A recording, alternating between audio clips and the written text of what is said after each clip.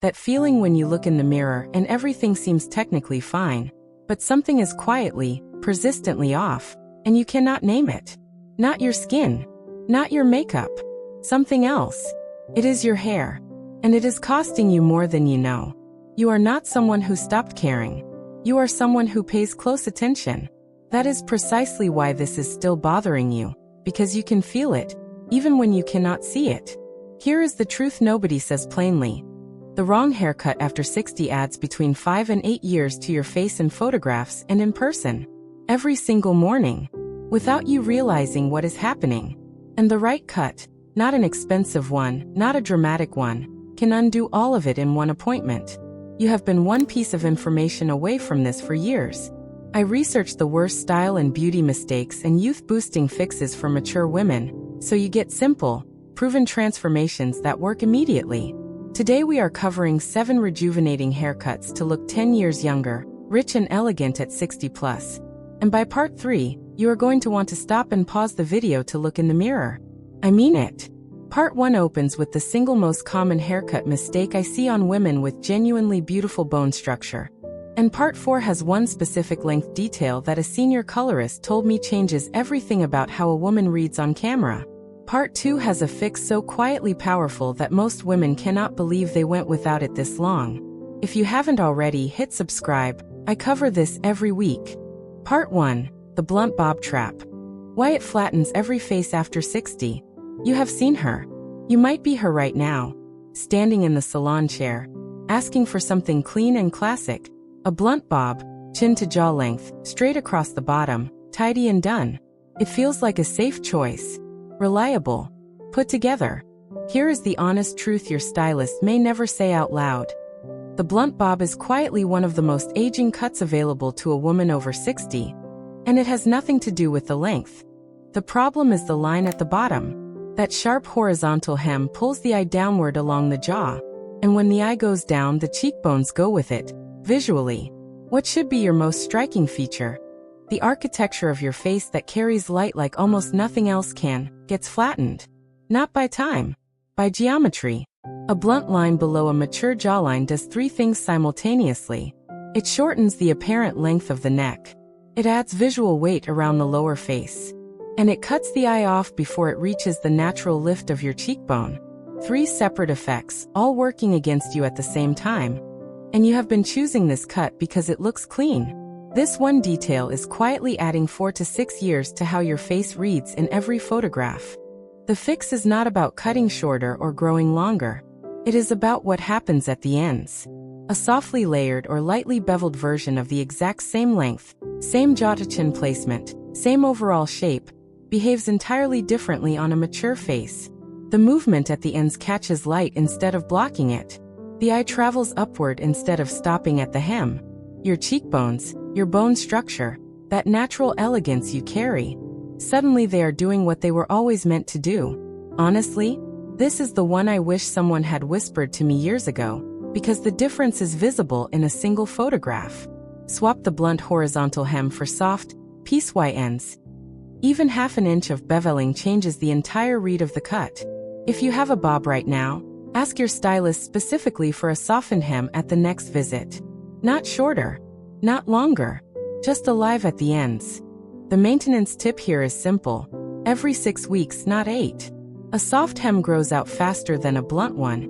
And keeping the ends fresh is what keeps this cut working for you between appointments. One more thing before we move on. What is coming up in part 2 is the length mistake most women have been making since their 40s without ever connecting it to how their face reads today. Most women find it even harder to hear. But it is the one that matters most. Part 2, the length mistake nobody connects to their face.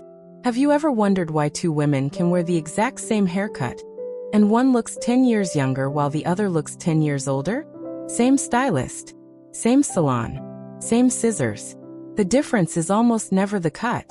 It is the length, and specifically where that length falls on the neck. Most women over 60 are carrying too much weight at the back of the neck without realizing it. Not from the front, from the side and the back, where weight accumulates, where the nape of the neck is covered, where the natural slope of the shoulder meets the jaw. And this one thing is doing more work against your silhouette than anything else in your styling routine. I watched a woman in a salon chair last week. Stunning bone structure. The kind of jawline that photographs beautifully, perfect quiet confidence in the way she sat. And her hair was sitting heavily at the back of her neck, past the collar, covering the nape completely. She kept asking her stylist to just clean it up. She did not know what she was actually asking for. She wanted lift. She wanted length from the front. She was getting neither because the weight at the back was pulling everything downward. Here is the insight. After 60, the neck naturally changes in length and definition. The nape becomes a feature, not something to hide. When hair sits heavily on the nape, it visually compresses the neck, rounds the shoulder line, and pulls the entire profile of your face toward the ground. Removing that weight, even a centimeter of clearance at the nape, creates the visual effect of a longer neck, higher cheekbones, and a lighter, more refined overall silhouette. This one adjustment. That is all. The fix is specific.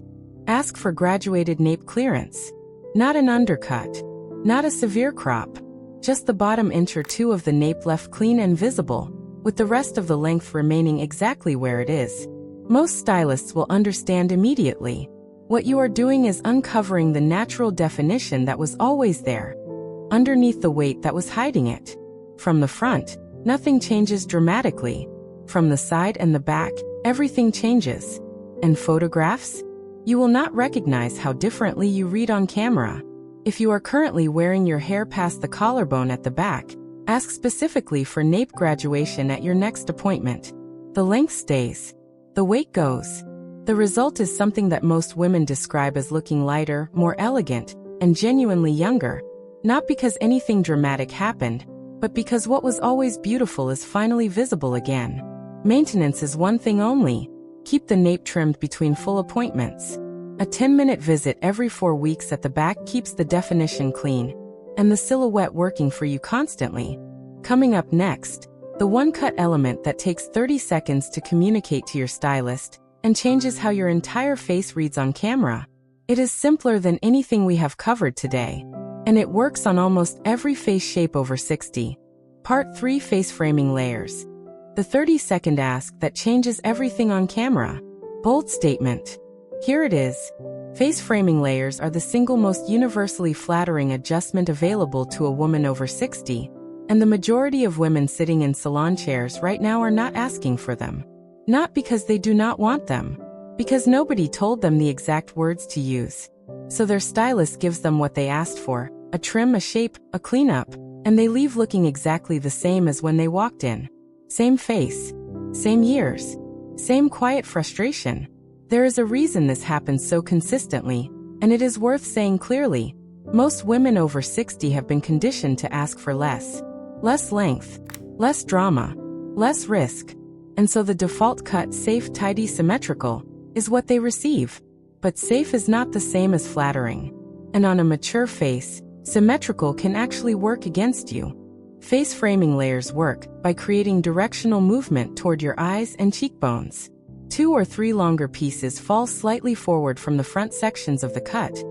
Not full layers throughout, not a shaggy texture, just intentional strands that draw the eye upward and inward toward the center of the face.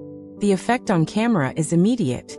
Cheekbones appear higher, the jaw reads lighter, and those beautiful eyes of yours become the first thing anyone sees. This is the thing a senior colorist told me that I have never forgotten.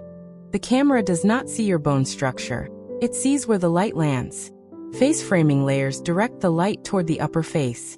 Without them, the light distributes evenly and the face reads flat. 2 pieces. That is the whole secret. Write this one down. The exact words to use at your next appointment.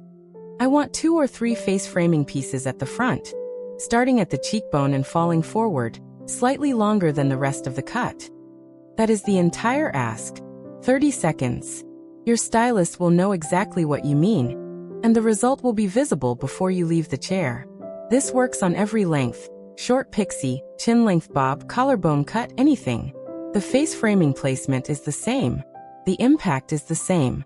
The only thing that changes is how long the framing pieces fall, and your stylist will calibrate that to your face shape in the chair. Swap any haircut you currently have, at any length, for the same cut with 2 intentional face framing pieces added. That single swap is the fastest transformation available to you right now. Maintenance is one honest trim every 6 to 8 weeks to keep the framing pieces at the right proportion. If they grow too long, they stop framing and start blending in. Keep them intentional. The next mistake is the one I see most often across every age group, every length, every style. And it is the most expensive one to fix if you leave it too long. Do not skip part 4. Part 4, volume at the crown. The one structural fix that lifts everything. Most women do not think about volume as a structural issue. They think about it as a product issue. The right mousse, the right spray, the right technique on wash day. And so they buy products. They try techniques. They blow dry upside down for 3 minutes and watch the lift disappear by noon. The volume is not a product problem. It is a cut problem. And once you understand the difference, everything changes. Here is the aging statement that matters most in this part. Flat hair at the crown visually widens the face at the sides, lowers the apparent height of the forehead, and compresses the entire upper third of your face, the zone where your natural elegance lives. Every year that passes, the hair naturally loses some of its structural thickness at the root, and a cut that does not compensate for that change is actively working against the face underneath it. The structural fix, the one-cut adjustment that changes this completely, is invisible to most women standing in the salon. It is called internal graduation at the crown, and it involves removing weight from underneath the top section of the hair rather than from the surface. When the weight underneath is lighter, the hair on top behaves differently. It sits higher. It moves more freely. It holds its shape from the structure of the cut rather than from product. And it does not fall flat by mid-morning. This is the one a friend of mine heard sitting in her stylist's chair on a Tuesday. She called me from the parking lot afterward. Her exact words: "Why did nobody say this to me 20 years ago?" The exact ask: "I want internal graduation at the crown. Remove the weight from underneath the top section so the surface sits higher without cutting length from the top." Your stylist will know this technique immediately. It takes 10 additional minutes in the chair and costs nothing extra in most salons. The result lasts through the full growth of the cut. 3 specific swaps that work immediately alongside this cut. If you are parting in the middle, move your parting 1 inch to either side. A center parting divides the crown in half and removes all the natural lift. A side parting allows the crown section to fall with volume rather than against it. If you are currently blow drying straight down, redirect the dryer toward the crown at a 45-degree angle pointing upward. Not a different technique, a different direction. The cut does the structural work. The dryer simply confirms it.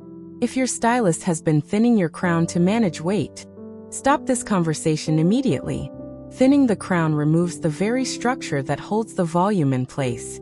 More weight at the crown, properly graduated underneath, is what creates sustainable lift. Maintenance.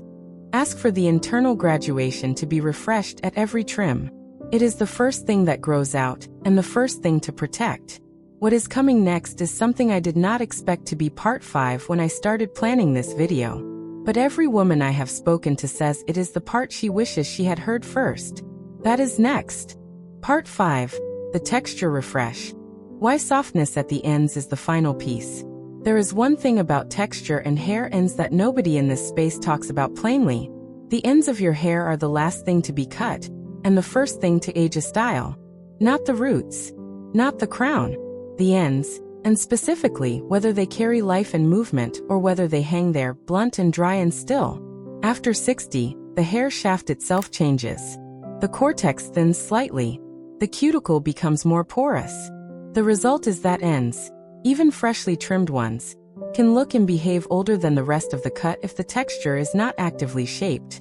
Most women feel this but cannot name it. The hair looks done, but something about it looks tired. This is what they are feeling. Not the color. Not the length. The ends. Here is the specific truth. Heavy, blunt ends on mature hair behave like a weight at the bottom of a pendulum. They pull the entire length downward and prevent the rest of the cut from moving naturally. The hair lies flat.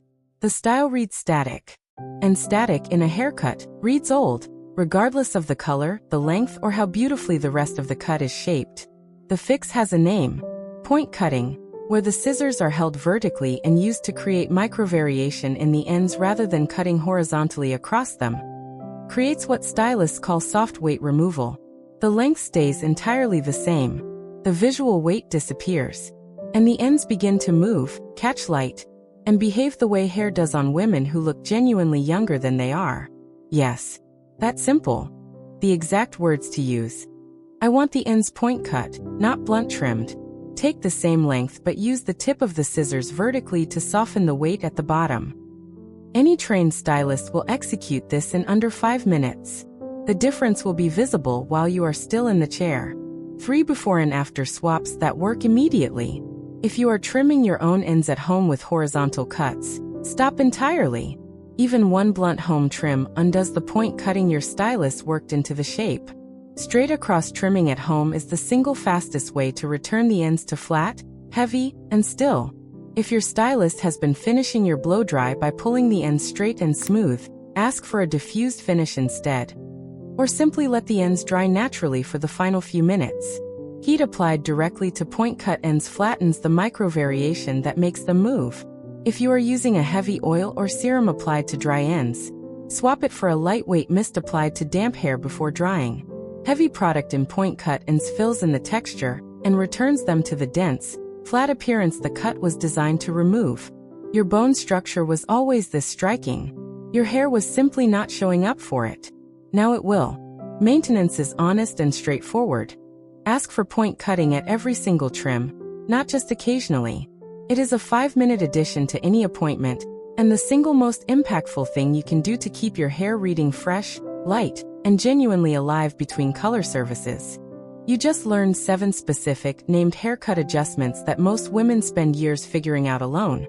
The blunt hem that flattens your cheekbones, the nape weight that shortens your neck, the face framing layers that change how you read on camera, the crown graduation that product was never going to fix, and the end texture that was quietly aging every cut you have ever loved.